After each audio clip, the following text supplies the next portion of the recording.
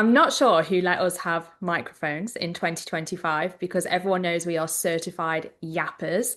But here we are at the end of our first whole year of podcasting, which is Wild. crazy. I mean, we did take a summer break and we've done two seasons, but overall, it is our first year. It's So, so crazy. yeah, literally insane. So we thought the perfect way to wrap up this year is to just do our 2025 reading wrap up with you guys and go through the books we've loved, the books we haven't loved, books that have made us laugh, books that have made us cry, and just an overall view of the year as a whole in general. Yes. Let's talk about all the things that pissed me off this year in books and book talk. As if we haven't done that already. I feel like I've got so much to say about this year. Like as we hit the end of the year, I'm like, I just feel very frustrated with like Yeah. how my reading year has gone. Yeah, Tor has not had a great reading year. I have had a really good one, but I feel like my year last year in 2024 was not good. So we've kind of switched a little bit. So let's start by going through the podcast, the year as a whole. What do you think our funniest off mic moment has been? I just think like the start of the year, like our first like awkwardness of trying to get like posed photos together and just getting over that initial like this is so foreign to us moment because actually some of those points were so funny. And also, I mean, they're actually filmed somewhere, but it's like the moments of me trying to open our podcast where I just freeze and burst out laughing like every time we end up in hysterics, almost every episode. Yeah, literally, Tor really struggles with the opener, guys, and that's why it's often me. But I'm also really bad at the ending because I'm just like so abrupt. I'll just be like, okay, that's the end. Subscribe and like and follow us. And then Tor's like, wait, that's too rushed. But I feel like Yeah. for me, the funniest off mic moment is all of the stupid TikToks we filmed, like the Kesha trend where you made me do that singing bit, and then the one where you made me dance. Oh my God, that no, the worst one was The the whoa, millennial whoa, dance. whoa. Yeah, yeah. It's so cringe. Really giving the millennial cringe moment there, but it had to be done. Yeah, and I just discovered how terrible I am at dancing. Oh, I think both of us. It was not a good look, but it was really funny, and that's what we love is just laughing at Ugh. ourselves. Yeah, filming the actual content outside of the podcast is so funny. And like often because the podcast is the priority, we're in a rush when we do the other bits of content, which just makes it even funnier because it's so chaotic. But Yeah, so funny. hilarious actually. But yeah. Okay, what has our biggest learning curve been? I just think in general, it's been, and we're still doing it now, right? Trying to navigate like what people want to hear about. Our initial thoughts were we didn't want to be like too bookish. We wanted to give space to open it up to broader topics. And actually, we've ended up keeping it fairly bookish Hmm. because it feels like that's what people want more. Yeah, it seems to be So what it people have responded to the most. yeah, and even just like learning through the year, like what sounds good, like changing our mics, changing our visuals, like where we sit and do the podcast, like so many things that have just been a learning curve for us. But what was it I said to you on our first one? Something, the statistics were something like only like 20% or something even smaller maybe of podcasts make it First past 12, 4 episodes. wasn't So it? if you Yeah, yeah, yeah. I'll have to look it up, but I just think like actually we've done really well. Like even if loads of people don't, even if we only have a few steady followers and listeners, you know, what a year. Like we've done something major that loads of people will never do in their lives. And I think that's really cool. And we've enjoyed it. Like I think Yeah, generally we've had a really good time doing it. And like we don't really argue or we don't bicker about it. Like it's pretty fucking chilled out, I would say, it which is. I think is an achievement in itself because working with other people can be really difficult, Mm, especially creatively and like something me and Tor don't not necessarily don't agree on, but don't have in common is our aesthetics. We hmm are although I obviously joke about how they overlap sometimes, and they do, because like Yeah. I'm still very simple and I don't like patterns and things like that. But that could have been really difficult for us. And actually, we've made it work quite well, I think. I feel like the biggest learning curve for me has probably been that, like, trying to be a good partner, because when you do content, normally it's pretty selfish. You Hmm. film what you want, when you want, you edit how you want, all of those things. You don't really have to think about anyone else. Maybe you think about the audience and, what they want and how they're going to Yeah. respond, but you don't have someone else doing it with you. So I think that has been a learning curve, but not necessarily a learning curve in that it was ever difficult. It's just something I feel like we've naturally got better It's been at. different. Yeah. Yeah. And then my sort of technical learning curve, I think, has been the audio and the audio editing. Hmm. Because, like Tor said, we did have quite a lot of issues with mics and sound, Yeah. um, and just like how best to film that works for us. And I'd always done video editing both for content, but also like in my career. And I felt like I was pretty okay with that. But audio editing is a whole different kettle of fish. So I think, Hats off to you because it stresses me out even thinking about it. yeah, it's just very glitchy and very techy. So yeah, that's definitely been a learning curve. Okay, so what is the episode that you would say that you are most proud of that we've done this year? I think there's two. So one, I think on a personal level, I'm really proud of the Smitty episode, just Hmm. because we had a bit of a change of plan last minute. And I was nervous about that interview anyway, because Yeah. it was the first interview we'd done where we'd not met the person in real life. We'd obviously met Andy a few times and like he was a friend of ours, but Smitty, I was like a follower. So A I was fangirl. a fangirl of Smitty's content. Yeah. Um, so I feel like I was proud of myself for that one because I managed to get through it. And Yeah. then I think our joint episodes, I really like the autumn wrap up, weirdly. I don't know, I just feel like that one was structured nicely. It Hmm. flowed. I really enjoyed listening to that back when I was listening to like check audio and stuff. And yeah, I just think that one was a good one. What about you? I think that that was the first one back as well after the break, wasn't it? Where we did it like we changed Yeah. position, we moved in front of the bookcase, we had the new microphones. It felt quite like natural and just fun. And like the quality we both thought was so much better, like the Mm. video quality, the audio quality. So I was really happy from like an editing perspective as Yeah. well. So I think a bit like you, two that kind of stand out to me was the chronic illness episode, Yeah. mostly because I was really proud of mostly you, but both of us have been like quite vulnerable in that video. I think that Yeah. that's really nice, and I think it's nice for people to see. We kind of give a very polished, like, da da da, these are the books I love on BookTok. And I think that that was a lot more like vulnerable, like, know that you're not on your own when you're kind of struggling with things like this. And I think that that's why we didn't want to pigeonhole ourselves as bookish, so that sometimes when the opportunity arises, we can talk about real things. And I think that that's a really like, brave thing to do. So I think that was a really good episode from that perspective. And then the other one that I feel quite proud of is was the first episode we decided like it was like impromptu, and that was the casting of off campus, because again I just felt like that is something to be proud of, because it I feel like we were quite brave in like standing up and getting on a podcast and actually calling out like really bad behavior on Book Talk, just like abusive, bullying types of people that was really frustrating us. And I just think that's something to be proud of, is sticking up for what you believe in as opposed to just kind of letting it be quiet. Because we all find it entertaining, right? When these crazy things pop up, we all find it entertaining, but we take that and discuss it. And yes, sometimes it may come across a bit gossipy and we might be gossiping, but it isn't a targeted, nasty approach to anything. We're just discussing what's happening and Yeah. why it's happening, and how we actually, what we want is a more positive space. So, Yeah, definitely. Have we had any behind the scenes disasters this year? I would say yes.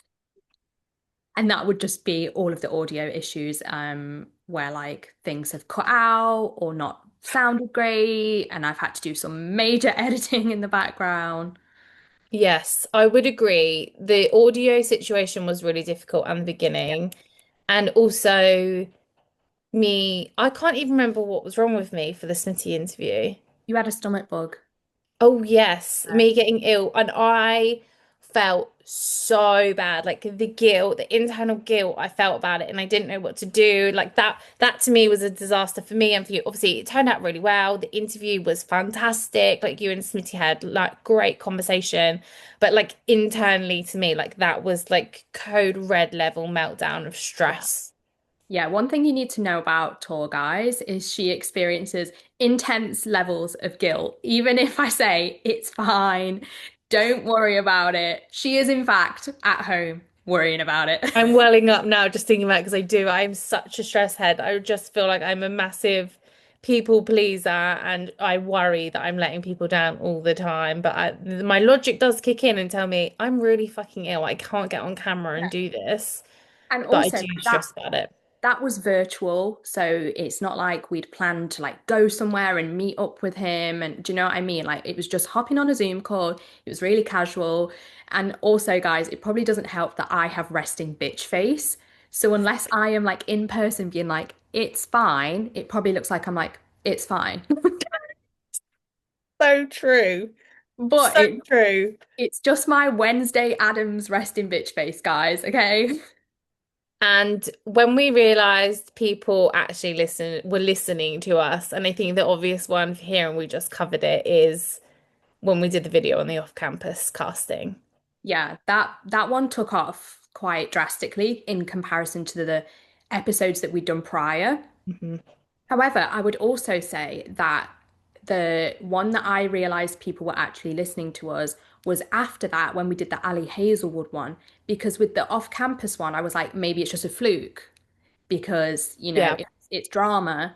And then once we kind of started to replicate those statistics of people listening to it and watching it, I was like, okay, it is actually steadily growing. It's not a Hmm. fluke. And But I think the when we got to the end of the year and seeing the Spotify Wrapped for our podcast, that was like a real wow. Like we've done something really cool this year. Like that was like a real oh, people give a shit about what what we I have to say.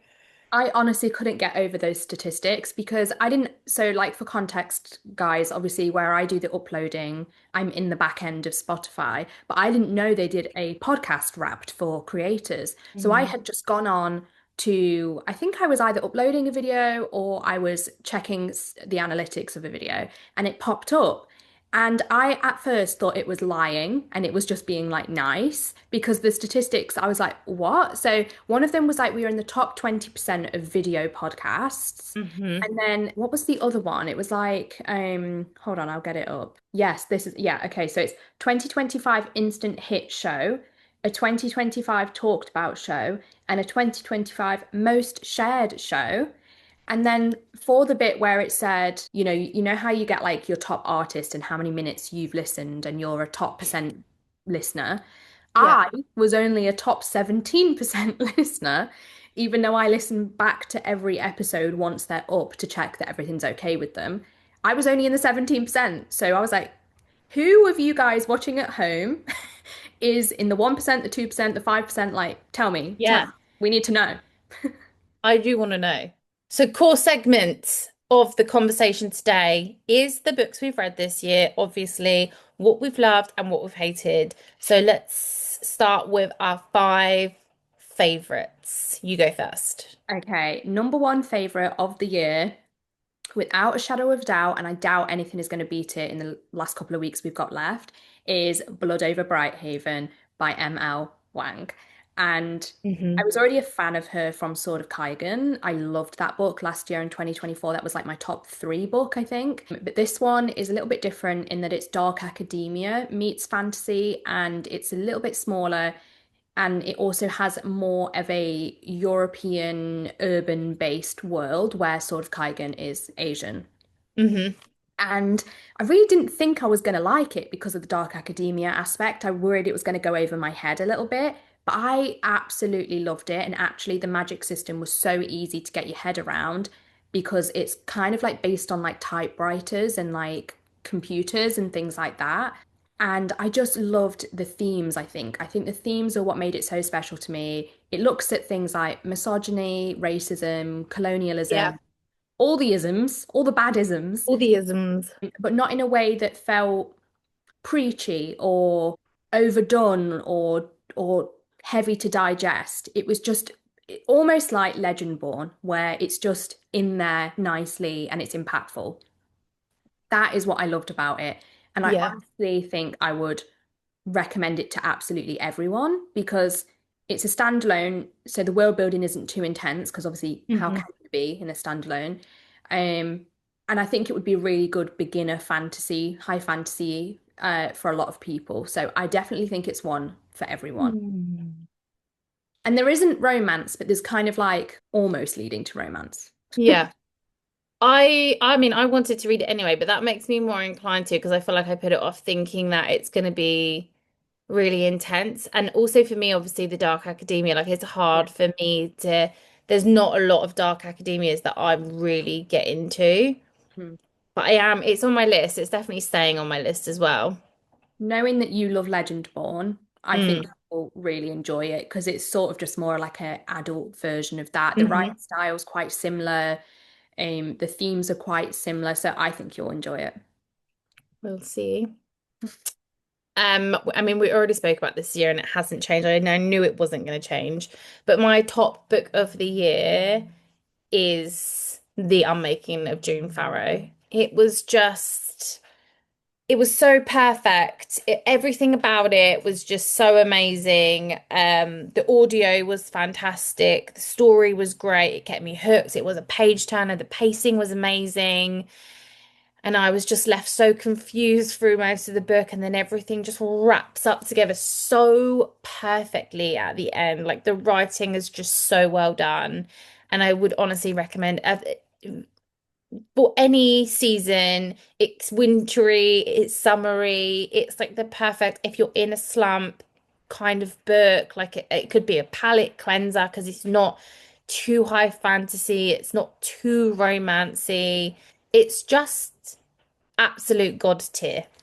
Yeah, I completely agree. We both love that book, so Mm. I'm so pleased that you love it, and I love Adrian generally, as you know. Hmm. And I do think one of the things that are most special about her books is like what you said, it's kind of like a fusion of genres. So Mm. anyone can read them and they work really well as palette cleansers because most of them are quite small and standalones. And yeah, just an absolutely phenomenal book. Okay, my next one is A Witch's Guide to Magical Innkeeping, which is another one that Tor hasn't read actually. I don't think. You've not read it, have you?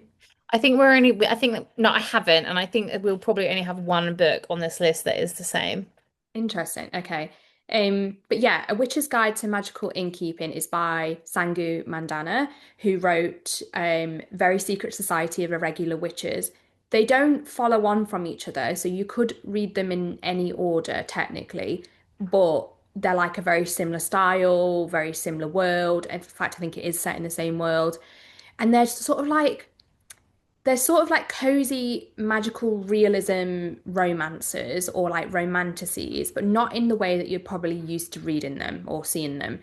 They're very quirky, they're quite cutesy, they're quite funny, and they are just like this one in particular was just so heartwarming because it had quite large themes of mental health and like Hmm. depression. I thought it was really, really well done where it didn't feel like depressing to read about, but it felt very relatable at the same time. Made you think. Yeah, it made me think. And like a lot of the metaphors she used to talk about it were to do with like stars and like it just felt very spiritual. Hmm. Oh, Um, okay. yeah, and then also it has the best found family ever. And me and Tor, we both love found family. It's like one of our favorite tropes, and it was just so funny, so quirky. I absolutely loved it. And again, the audio is fantastic. They are like my two favorite books on audio ever, I think. It's the same, didn't you say it's the same narrators Yeah, from, I can't yeah, remember what the book's called now. yeah. Very So Secret very Society, yeah. that's the one. She does both of them, and it's like very kind of almost like very British Nanny McPhee style Hmm. narration, which I Yeah, love. I think it yeah. feels so So like old-fashioned fantasy. Almost like nostalgic. It Yeah, gives that kind of that feeling of when you were younger and you could almost like really believe it was actually this could actually be real yeah, exactly. And it also made me cry, which I didn't expect. Book one didn't make me cry, but that one did. So it got like an extra boost of stuff. love. Yeah, an extra Yeah. star because I'm not a massive crier. But yeah, what was your next one? I mean, we spoke about this the other week, but and this isn't really in any particular order except for the fact that Unmaking was my absolute favorite. Metal Slinger. It was just really unexpected. I didn't have any plans to read it. And there's nothing like particularly stand out, different. It follows a very kind of obvious fantasy romance theme and like plot, but it was just really well done. I enjoyed it. The first couple of chapters, it took me a little bit of time, like with any new fantasy, because you're like wrapping your head around what's going on.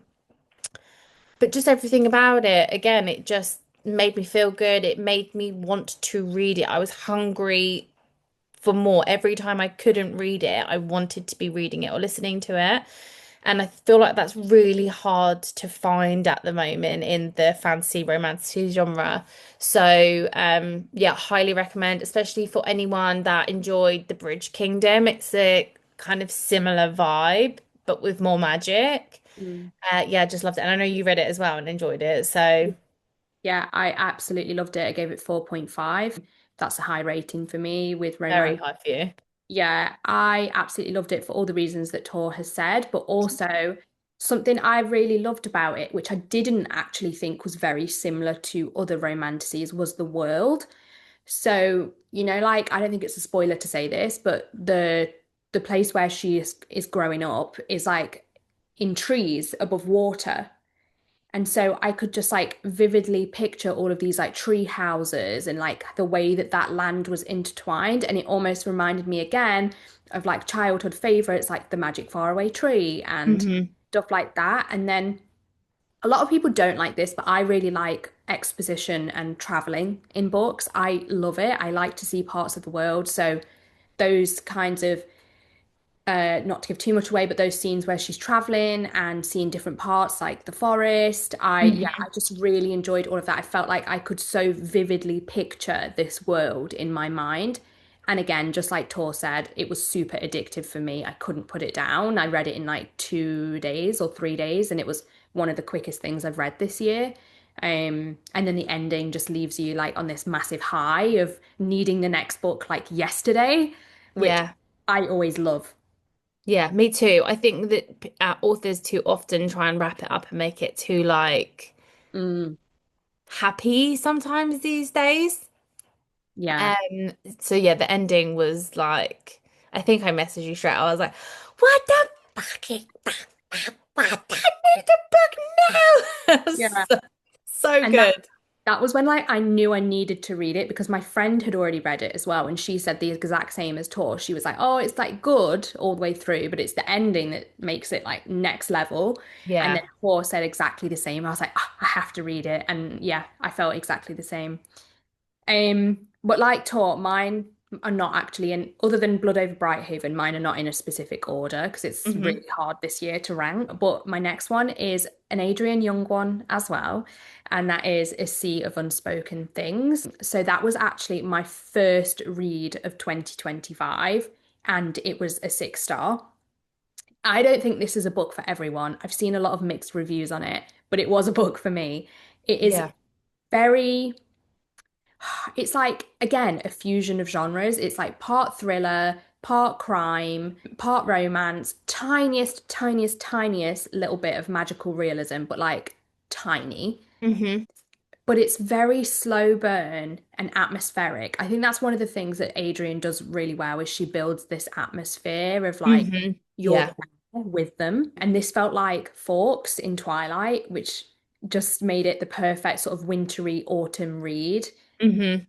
And then the romance itself, although it was a subplot, was second chance romance, which is one of my favorite tropes. And I just liked how the romance also intertwined with the mystery thriller aspect. Yeah. And From it's on my list because I obviously this year I did. I'm making of June Farrow, and I did Spells for Forgetting, which Yeah. I didn't love as much as number one, but I did enjoy it. And like you said, it's that atmosphere that she builds that kind of makes it you're kind of on the edge of your seat. So I definitely want to read it. So definitely don't give anything away. Yeah, and plus Tor has been doing slightly more thrillers this year. So if there was ever a chance she Would would. we call them thrillers? I don't know. Yeah, you've done Julie Chan, you did Oh Nightshade, God, that was such a good book. That isn't on my list, but that was so good. and you did the Catherine Cowles romantic suspense Sparrow That's Falls true, series. actually. I have been branching out a bit. I know your book your book history better than you do. Unless it's right in front of me. Like I always find this topic really hard because unless something really specifically stands out, I'm thinking about the books I read in the last like 2 months, which is why, as we said at the beginning, I feel like I'm having a really bad reading year because since like October, I've had a lot of letdowns. Yeah. What was your next one? Your So third? my next one, I feel like this is going to be a match. I'll be surprised if this isn't in your top five, but Nightshade Yeah, by Autumn match. Woods. It again, a bit like I'm making a no, a bit like Metal Slinger. It actually wasn't really on my radar, and I picked it up kind of out of nowhere. I was really concerned about the amount of hype about it on BookTok, and also the fact that you loved it so much because it's not fantasy. So I was a bit like, "Ah, am I gonna like it?" Because our taste is so different when it comes to romance books. Although it has that kind of like dark academia mystery kind of element to it.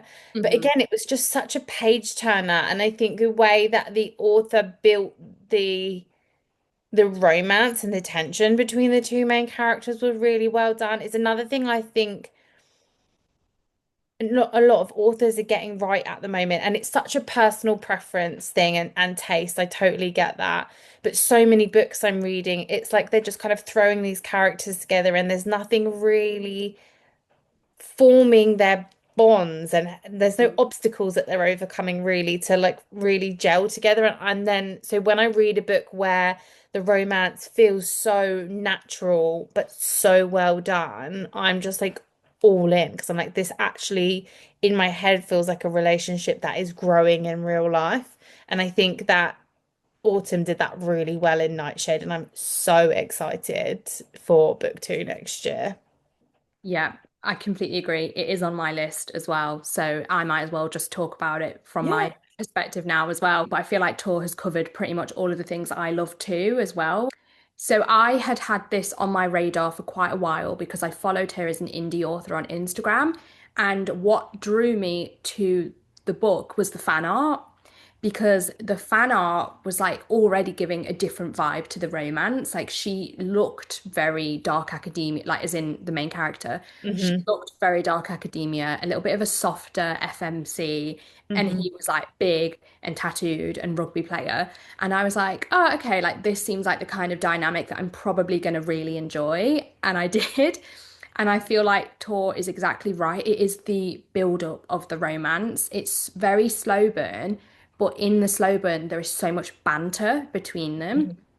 And although she's a softer FMC, she doesn't just like take what he says lying down. Like she does banter back with him. Um, Yeah. and they have like a lot of like funny little inside jokes that they do, which I won't tell you how or like because then it might be a bit spoilery, but Hmm. they're just so cute together.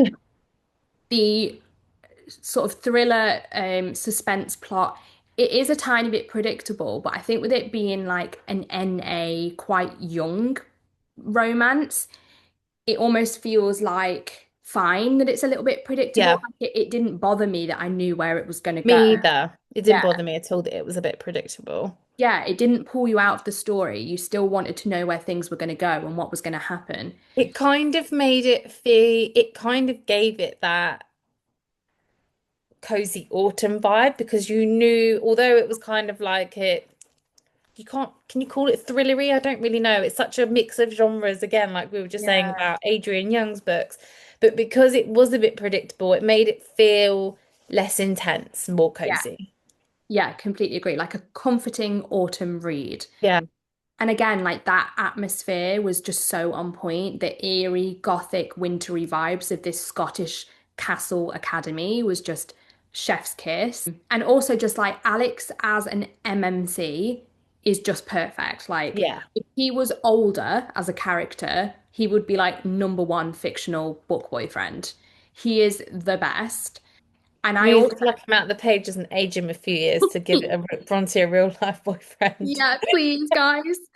Um, and also, I didn't know that it was going to be a duology. So when I reached the end, I was like, what? I I was see. horrified. You Yeah, thought it was going to be a standalone, did yeah. you? Well, yeah, I had no idea that it had a cliffhanger, that it was a duet. I was honestly like, what the F? Like, what? I was like searching for the rest of the book at like 2 in the morning. The fact that you just said what the F was killing me off. I couldn't concentrate on anything you said after that because I was like, why didn't you just say fuck? I don't know. I've never done that before. I'm a big swearer. Why did I just change that? Okay, so the next one is another really easy one for me, and that's Human Rights by Juno Dawson. It is the end to the HMRC series. And again, I feel like people that have been watching all year are going to be like, Tor, you've already spoken about this. Please stop talking about the same books. But nothing has changed my mind. It was the perfect ending to a phenomenal series. And I really think it's fucking criminally underhyped, that series, in my opinion. It's so good. It's like gritty British BBC drama type TV mixed with this magical, chaotic world with these very realistic family and friendship dynamics. You know, it's so bloody good. And like I said, the ending was just fucking perfect. Not what I expected. N- Obviously, some parts are predictable, but like are in most books because you expect some things from the end of a trilogy, but Yeah. how it was done, I couldn't have guessed in any way, shape, or form what she was gonna do. Mm. And yeah, just it was fantastic. You need to read the rest of the series. It's going on my 26 for 2026 because I feel like as soon as I get to the new year, I'm just gonna reread book one on audio and then like carry on like how I did with Legendborn at the start of last year. Because I think doing that reread gets you like back in the excitement for the rest of the And it books. would be such a good series. Like in January, you're staying in, you got no money, it's cold, it's miserable, it's raining. Like what it like that would be like the perfect January kind Yeah. of binge read. Yeah, so true. So yeah, I'm definitely going to do it. And although I've only read book one, I feel like I completely get what Tor is saying about it feeling like a gritty BBC drama, but then like adding magic to it. Hmm. I also feel like it's perfect for like adult Harry Potter fans who don't necessarily don't believe in what J.K. Rowling is now doing. Um, Hmm. Yes. it's a good development of those ethics and morals, I feel, Yeah. without giving too much away. But yeah, I loved the first book. It was a 5 star, so I definitely am going to go back to it and read it next year, early next year. My final one is one that Tor has was telling me to read for so long, and that is When the Moon Hatched. I absolutely loved that book, and it is the book this year that got me back into a good place with romantasy as a whole, because I feel like it is the definition of romantic fantasy. Everything about it is fleshed out in terms of there's a really great expansive world. There's an interesting magic system, interesting magical creatures, sort of like a not a real mythology from real life, but like a mythology that she has built in this world and a spiritual, almost like religion that the characters have in terms of how they view certain elements of the world that I just absolutely loved. And Hmm. then the romance was a little bit different as well to your typical romantasy, although the FMC and the MMC definitely had some standard kind of like morally grey, badass tropes or traits that a lot of characters in romantasy have. Their actual romance dynamic was different, and I loved it. And then the plot itself as well it was just really great. Like it was different and it was beautiful. Yeah, it was. I think she writes you're either going to love it or you're going to hate it because her writing style is so it's almost like purple prose where it's overly flowery and overly poetic, which I love, as you guys know if you listen. But not it's not for everyone, I don't think. But And it if usually isn't for me. So I would say, even if it's something that you don't normally go for, to try, yeah. because I really love everything that I've read of hers. And I've obviously read the first two books in the Tibalida Crystal Bloom series, and Mhm. I've read When the Moon Hatched and really loved all three of those books. And I Yeah. normally struggle with that more kind of descriptive Mhm.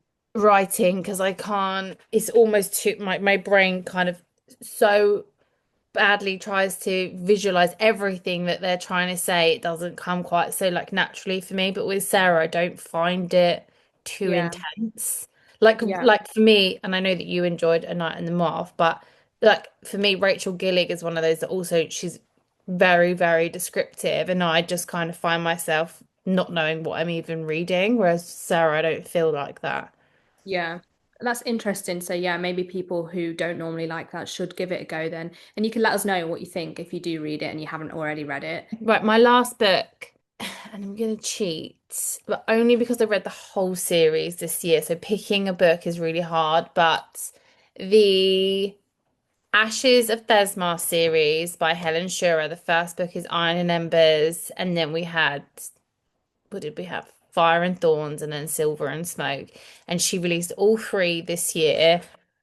And it was just such a good trilogy. It's a spin-off from her Blood and Steel series for anyone that's read that, and it's so worth a read. It's nothing, groundbreaking or new, but it's just a really well done balance between romance, fantasy plot, world building. It's just an all-round well balanced series and book. And I would say Ren is definitely a character for like the Nesta girls, like anyone that's kind of read ACOTAR and loved Nesta as a character, that kind of like more like tortured soul that kind of like needs to find her way again. Um, it hits a spot for that. It's just really good. I love Helen's writing. Anything that she's written so far, I've really enjoyed, and I think it should be on everyone's hit list. Another one that I still need to read. Yeah, and it's one of those that I'm like, I'm not sure. I feel like the series for you is going to be like one of those. What mood are you in, and what are you fancying at the time? And it's just going to be that. Is it your cup of tea? But Mhm. it is. I do think that if you read Blood and Steel, you'll really enjoy it. The only thing Yeah. I would say about the original series is that there are some points where I felt like it was like too romance intense, like too many like really romantic spice type scenes. Because for Yeah. me, it's very easy to topple over into the wrong balance, especially if I'm not in the right mood for it. But Yeah. again, that's a very personal preference of mine. So I do think that most people that enjoy fancy romance will like those books because they're really well done. Yeah, I think we've said it before, but me and Tor are definitely like romantic fantasy people, not fantasy romance or like Yeah. paranormal romance people. And I think you've said that to me before, which is why I've not been putting it off, but I've been waiting until I'm like in the mood for it to Or give it, something like that. yeah, to give it its fairest shot because so much of my taste does depend on mood. So I don't want to like go into it when I know I'm not in the mood for that and then be like, not for me. Yeah. So, yeah. So, speaking of books that might not be for us, what are the books this year, the five books that we maybe haven't loved quite so much? Do you want to go first? Yeah, I mean, I feel like I've really had a year of being like anti things that BookTok really enjoyed and loves and raves about. Um, so the first one for me would be The Ever King by I think it's LJ Andrews. It was just a massive letdown. I don't understand what all the fuss and hype is about because I was actually bored and I really tried to push through as well. I think I got to like 60% because I was like, there's got to be something about this because people that I really trust their opinions on as well have really enjoyed it. So I was like, what's happening here? But I was honestly so bored. I DNF'd. Massive letdown in my opinion. Yeah, I hate when that happens. I feel like I've had a pretty good year for BookTok books, but one that I didn't love, and Tori's gonna hate me, is Soul Searching. And that was like a two-star read for me, which is exceptionally low for a Lila Sage book because I love her other books so, so, so much. But I was just so bored all the way through, and I just couldn't get on with the female main character. So, yeah, unfortunately, that was a massive letdown. But we've spoken about this in the autumn wrap-up one if you want more So if details. you want to hear us arguing. Yeah. Yeah, you can go and watch the past videos, but yeah, not a good one. Okay, my next one is Brimstone. So I just do want to quickly want to say there were parts of it that I really enjoyed, and actually haven't rated it on Goodreads yet, but I think it will still get like 3 stars. But for anyone that follows me on TikTok or listens on here, that's quite a low rating for me. It's hard to push things under a 4 because I'm so easy to please. But again, there was an issue for me pacing. I feel like I've said that word so many times, but I think it's so important for my personal taste, and there's something that isn't being done well across Quicksilver and Brimstone is the pacing. The first 60-70%, I just feel like it's boring. There are bits that I enjoy, but I'm like, I really enjoy it for like 5 minutes. And then for ages, I'm like, what is the point in this? What is this adding to the story? It's not adding to the romance, it's not adding to the plot, it's just boring. Mhm. And I think that happened a lot again in Brimstone. The ending again was really good. The last 30%, I was like, oh, this is juicy. Like, where's it going? Which is why it got the 3. But realistically, if it didn't have such a good ending, it would have been like a 1.5, 2-star read for me, which is really Wow. low for me. Yeah, I don't But think I'd be able to because I'm rating that so one. intrigued on that, I think what frustrates me, and we were supposed to be quick firing through these, but what really frustrates me with books like this is when they're getting picked up by publishers, like why isn't this getting picked up on? It's got such an interesting plot. It's got such an interesting story with an interesting magic system and interesting characters. Everything about this, if you look at the individual pieces of the story, should be absolutely golden, but the way it's like put together, it just ruins it. Yeah, yeah, I completely agree. I think we've said it before, and maybe it's a future episode, but like this whole idea of just pumping out books fast and not really changing them and editing them massively is letting books down. My next one is Nocticadia by Kerry Lake. Hmm. So I loved Kerry Lake's other series, Anathema and Eldritch, but Nocticadia was just, again, I think it comes down to what you said, Tor, about the balance between like plot and romance. Hmm. Because it started off with this really interesting plot of like parasites and this mystery island and this mystery academy. And then once the romance begun, everything took a back seat to that. And the romance was a bit cringe for me. The female main And character, isn't it student teacher? yeah, Like which on paper, normally that should be like academy student teacher, like love it. exactly, exactly. It had all the ingredients to make a great book, but it just didn't quite deliver. And I'd be interested to see what you think because of us having that similar Hmm. taste in like teacher student and academy settings, blah blah blah. I gave it 3 stars, so it wasn't like massively low or a DNF. I did get through it. Easily a 5-star for me then. But mostly it was just like I wanted the focus to be on the plot and it wasn't. And then I got to Yeah. the end and the ending was anticlimactic. So yeah, it just wasn't great. But you know what? If a 3 star is in my lowest 5 of the year, I'm doing pretty well. So Hmm. Okay, okay. My next one is Fearless by Lauren Roberts. I I don't want to say I told you so, but I told you so, guys. Yeah, I mean, Powerless was fun. It was a good time. I enjoyed it. Book 2, I already kind of knew by then that I wasn't enjoying the series as much, but I do think a lot of books have that like second book. There's a point to a second book, and they're usually not as, Yeah. entertaining and fast paced. But book 3. I think I DNF'd at like 20%, 25%. I was like, this is going nowhere. I'm not interested. The romance has lost me. The characters are irritating me. We're done. Bada bing, bada boom. You're out of here. Yeah. Yeah. I mean, the less I say on that series, the better, I think. Speaking of a series, my another one of my lowest ones is actually a series that I DNF'd at book two, and that's the War of Lost Hearts series by Carissa Broadbent, which is Hmm. crazy because her other series, The Crowns of Nyaxia, is one of my favorites. Hmm.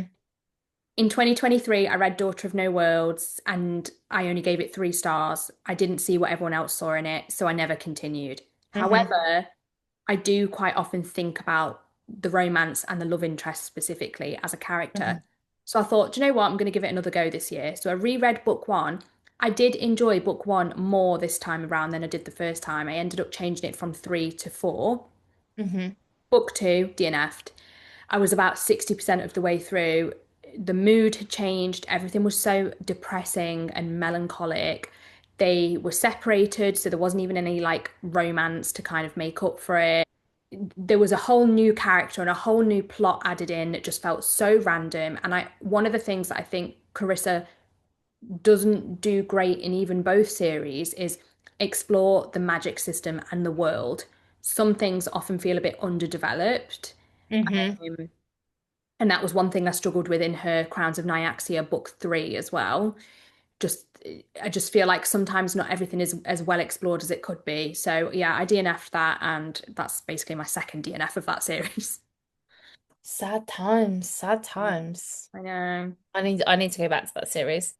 Another one that fills people with hate. The Night and the Moth. I just, I couldn't.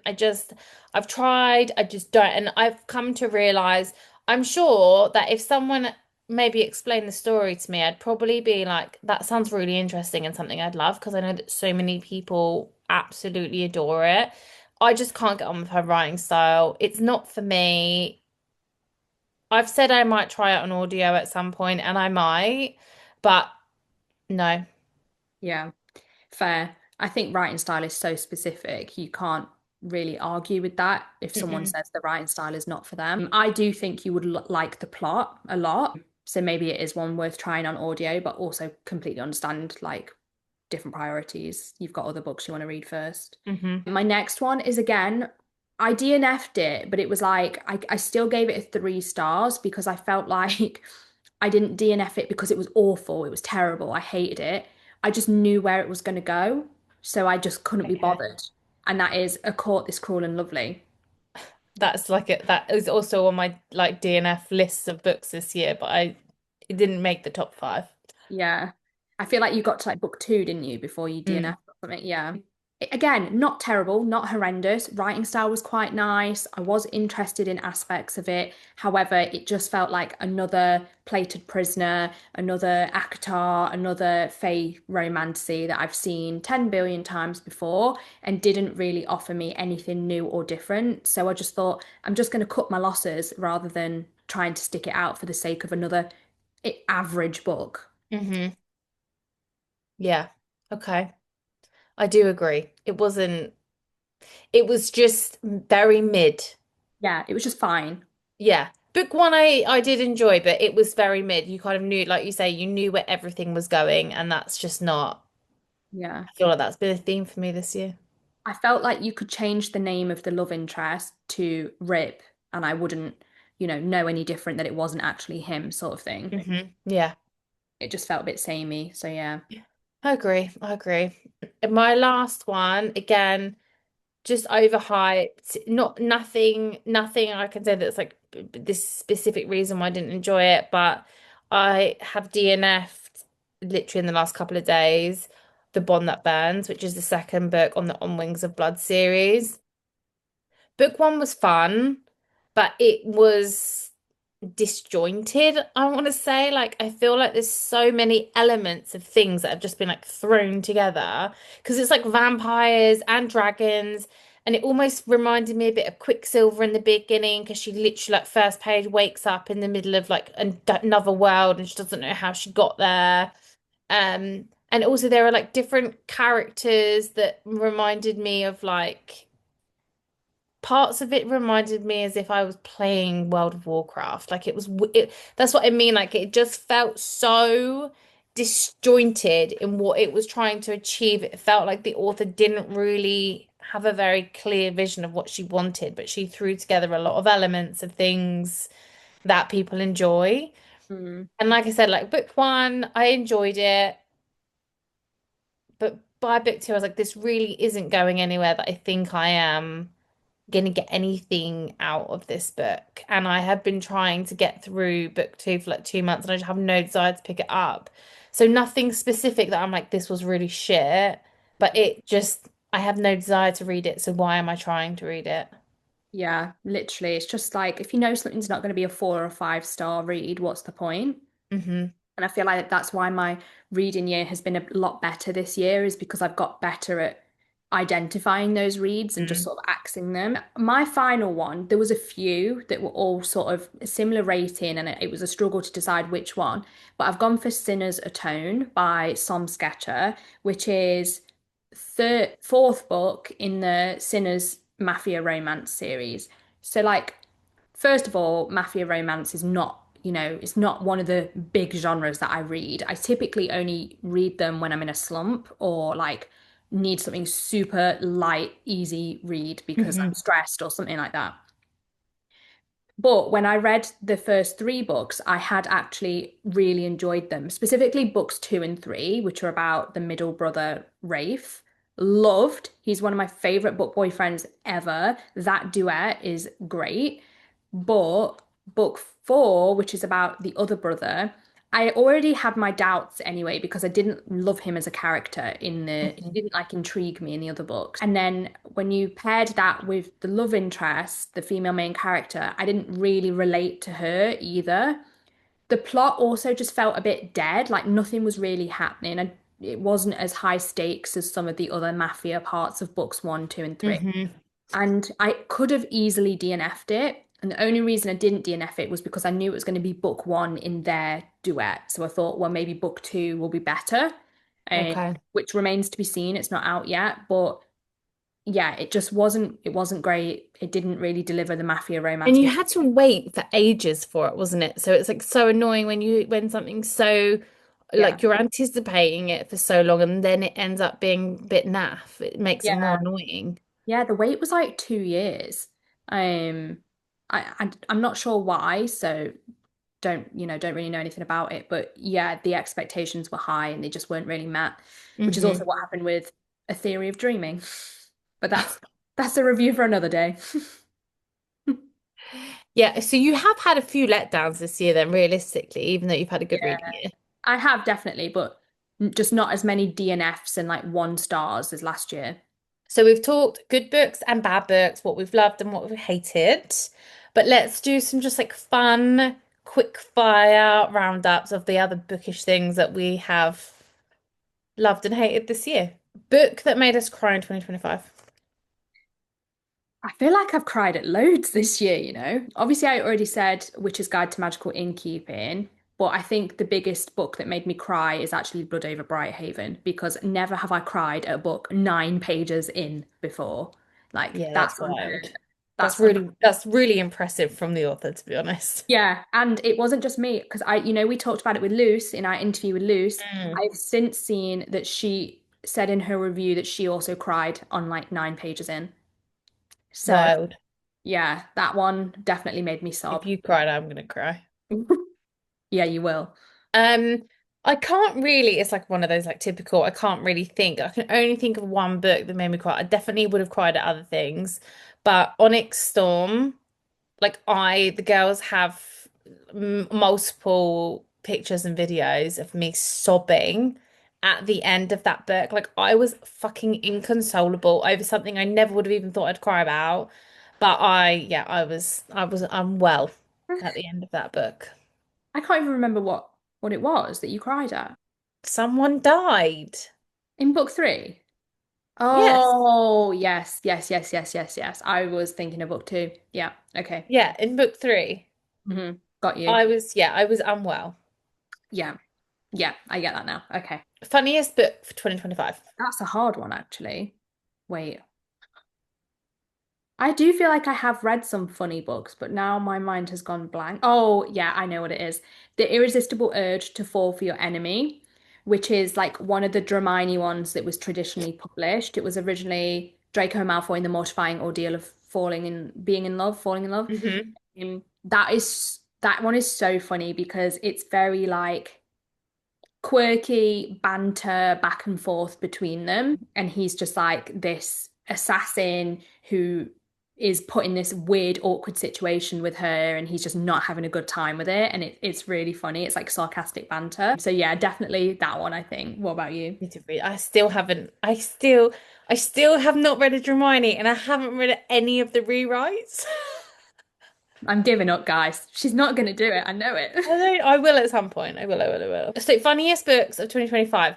I have a couple, right? And I'll quick fire through them. The first one was, God, what's it called? Seven Rules. It's like Seven Rules for the Perfect Marriage or something. And it was, I Oh, got this proof from Bloomsbury. Um, and it's just like a romance book. I took it on holiday and it was so funny just because it was so relatable. There was a lot about the main character in it, like does social media. So that was like a lot of very relatable things about like what you optically give out to the rest of the world and what's going on behind the scenes, especially within a marriage and like how much effort goes into what you put out to the internet. But also just I think a lot of romances are done from like a meeting perspective and then like a happily ever after. This was like a very realistic, you get married, like things go a bit stale, like you come up against challenges, like how do you make it work? And just some of the like arguments and things that happen, and it was so realistic and hilarious. And then I reread Zodiac Academy this year and then read Darkmoor. And again, just the Twisted Sisters and that whole world, just no one does it like them. I cried with laughter so many times during that reread and my first read of Darkmoor that they're just, I laughed a lot reading this year, actually, a lot. yeah. I mean, the Twisted Sisters are just hilarious, aren't they? They're just So so funny. funny. Okay. Biggest bookish ick of 2025. I I want to have go one. so rogue. You go first. My Is it biggest the ick, same thing? I don't think it will be. Mine is a specific type of character that authors keep writing, and that is the pick me, bubbly, quirky female main character. I have seen this in books so Yeah. often recently where it's like she's so happy, she's telling you she's really happy, she's always positive, she's looking on the bright side, except any time the male main character gives her a little bit of banter, she starts to cry.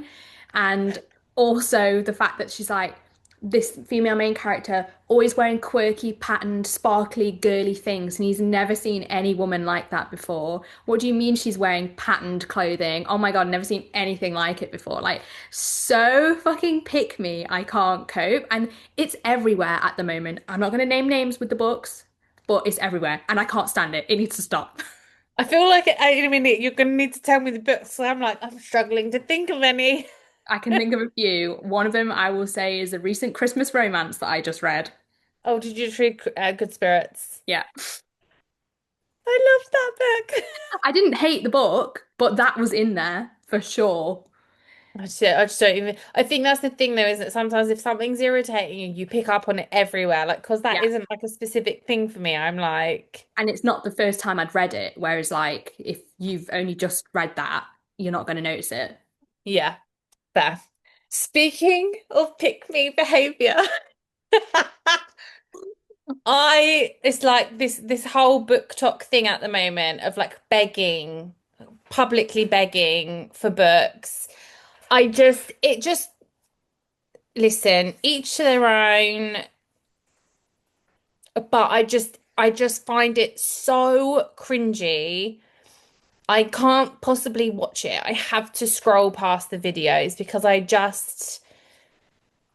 can't stand it. It's just very icky to me. And what it irritates me even more is publishers giving into it because I'm like, if you're not, you're, this kind of goes into a broader topic that I think needs a full episode.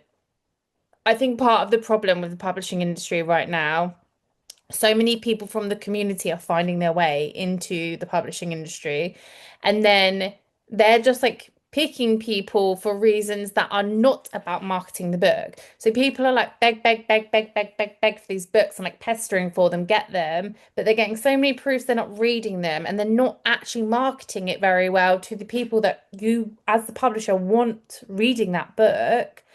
And I just see that as I've such a business brain, but I just see that as such a waste of resources, time, and money. It makes no sense to me. Yeah, I fully agree. That's also a bookish ick of mine. And definitely needs a whole episode because there's so many things that tie into it and such a larger scale issue with the publishing industry as a whole. But both us, me and Tor, come from corporate working jobs, and mine is marketing and communications specifically. So I definitely have thoughts, and I feel like, yeah, the main issue with the way they market books is that it's an echo chamber. They're giving proofs to people who are already interested in the book, who are barely showing it, but when they are, they're showing it to people who are already interested and know about the book and it's already on their TBR anyway. And then that is Yeah. just like a cycle that repeats until everyone you're following is only reading the same books. And that is part of the reason I've like not been as active on BookTok this year, is because I'm not finding barely any content is useful to me at the moment. Hmm. So yeah, I mean, whole different episode, like we said. Let us know in the comments if you do want us to go into that and want to talk about it more, if you have thoughts as well, because we definitely could dive into that. Next one, biggest bookish surprise of the year, whether it's a good surprise or a negative surprise, like a book that just didn't meet your expectations or really exceeded them. I've had a few moments this year in terms of surprises. A book that really surprised me was Julie Chan is Dead. Yeah. Wasn't expecting to read it. It's not the type of book I'd ever pick up, so wasn't expecting to get the proof. But kind of part of what you just said about the echo chamber, that was way outside of my remit actually. And when I did content about that, like it was responded to really well, maybe because it's not my usual. But it was such a good book. That was a great bookish surprise. The second bookish surprise that I just loved this year was getting invited to Second Sky's event to meet Kaylee Smith and then finding out Adeline Grace was going to be there as a guest star. And Yeah. then on top of that, Adeline Grace showing me the very secret front cover for her newest adult romantasy that's releasing next year. That was like peak bookish, what the fuck is my life moment since joining BookTok. It was very cool. Yeah, that is exciting. I feel like mine is more of like a book that exceeded my expectations, which is Night in the Moth. Tor didn't love that, which I totally understand because I was in the minority with One Dark Window and didn't enjoy Hmm. that, which was why The Night in the Moth was such a pleasant surprise for me because all of the issues I had with One Dark Window I felt were like rectified in Night in the Moth, and I absolutely loved the inspiration for the world and the themes being that it was like old English, medieval, based on sort of English religion, and I could just picture these beautiful like abbeys and cathedrals in my mind. Hmm. And the writing style I really liked, and also I really enjoyed the male love interest a lot. He is one of my favorites of this year. So that was a really good, pleasant surprise. Not so pleasant surprise was, as I mentioned earlier, A Theory of Dreaming by Ava Reed. A Study in Drowning was a five-star book for me, one of my favorite YA fantasies ever. And unfortunately, A Theory of Dreaming just didn't live up to that book one. Hmm. There just wasn't as much magic, there wasn't as much fantasy, the plot felt quite low stakes, and yeah, it was fine, but it was n not for five-star like Study in Drowning. So Yeah. yeah, couple of little surprises there, but you win some, you Had. lose some. Yeah. Give me a word that describes your 2025. Chaotic. What do you mean? Chaotic. I've had so many good moments this year, but also some tougher ones. And, I've had a lot of career changes and things like that this year. So it's kind of been like all over the place. Yeah. Fair. What's I your see word? that. I feel like successful, That's, transformative. I feel like, podcast, like normal work's been going quite well this year. I've obviously lost a lot of weight this year, which I've worked really hard on. yeah. Um, I just think it's been a very like steady uphill state year for me. I think it makes me kind of worry for what 2026 might bring, but I have a very positive outlook going into 2026, and I feel like I feel like I personally have achieved so much this year for myself, from like content to like personal image, like podcasts, my career. Um, yeah, I think I've got a lot to be proud of from this year, and I think that that's a really nice feeling to have at the end of the year, as opposed to a lot of regret from a year. Do you know what I mean? It's a nice change of pace. Yeah, I would agree with that. I think you've had a very amazing year. Lots to kind of reflect on and lots that you've achieved. So speaking of end of the year and 2026, what is a word you want for 2026 to describe your year? I think if I was going to pick one word, I would say success. I Mm. think I've got really high aspirations for what I want to achieve next year, and a plan that I want to make that happen. Like I'm very set in myself this year that this next few weeks, well, as we hit 2026, I want to, and I've already started working on kind of reflections from the year going into 2026, and I really want to create very strong plan and goals to have an even more successful 2026. So Mhm. yes, success is the word that I would use for what I want next year. I was also going to pick success, but since you picked it, I'm going to pick a word that I feel needs to happen to make the success, and that is discipline. I think in 2026, I need to be really disciplined in a lot of different ways. This year, I felt like every time I got kind of on a track of progress and success, something would kind of derail it, and then I would let that derail for a long time before I got back to being consistent, whether that be work, sort of fitness, like anything like that. I just would get progress, derail, stay derailed, and then try again. So I would like to be really disciplined in 2026. And I've set myself quite intense goals specifically for health. And for content and getting back to doing content much more than I have this year. So fingers crossed that I can be disciplined, guys, because that is not my forte. Both of us will Yeah. be accountability buddies. Okay, so to round off our quick fire end of the year questions, what has been your best moment in 2025? I mean, it's really hard because like we just said, I've had a really good year, but it's so cheesy. But to bring it back to the kids, they had was it last week or the week before? Enzo had his nativity. He's only 4, and he like you could hear every word that he was singing on stage with a huge group of people and literally probably 100 adults in this like theatre. He's literally in nursery. And the same week, Zola had her nativity. First time she had like her own line to say. And in the same day as her school nativity, she had a performing arts club performance that evening, and she did The Greatest Showman with her own lines and her own songs and her own dance moves. And again, she was only 5, and I was just like, wow, like what amazing kids I've grown.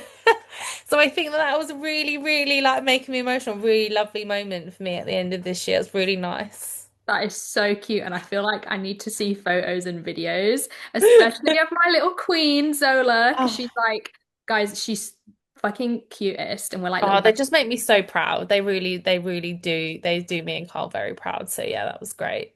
Yeah, that is great. I feel like mine can't really live up to that. Um, I have not grown humans, guys, who have performed. What I have done this year is interviewed and met Adrian Young, and I think that was just Very like cool. it was just a really lovely moment in a tough few months as well. Not to get too deep, but my granddad was really poorly, and I just spent a lot of time going backwards and forwards and traveling, and I was so burnt out. So when I got to do this, and it was like last minute, I only found out I was doing it 2 days before. A favorite author of both mine and Tor, really. Hmm. Getting to meet her, getting to film content with her, hearing about her writing journey and the book that she's recently released, Fallen City. It was just such a lovely reminder of all the hard work that I've done for BookTok and content, but also like why I do it. And it was just great inspiration creatively as well to hear from an author that you admire so much. So that was a really definitely an up there moment. And then I think like personally, just how my career is going has been quite a good moment this year because I had a tough couple of years with with a job as Tornos that I wasn't very happy in, and that has completely changed this year, and it's made a very big difference to my mental well-being. So yeah, those were some key, really great moments of the year, I think. Oh, what a positive note for us to both land on. So nice. And I feel like we've had an amazing year, and we're so thankful to every single person that has liked, subscribed, shared our stuff, like interacted with us, come on the podcast, Smitty, Luce, Andy. Like, it's just been such a fantastic year. And, we have high hopes for next year. And we really hope that you stick with us. We're going to take a nice little break over Christmas for both of us. We need to rest and recharge and take time from podcasting and content and our jobs and wind down a little bit. So please come back next year when we're ready to give you more content, subscribe, and we'll see you in 2026. Woohoo! Bye.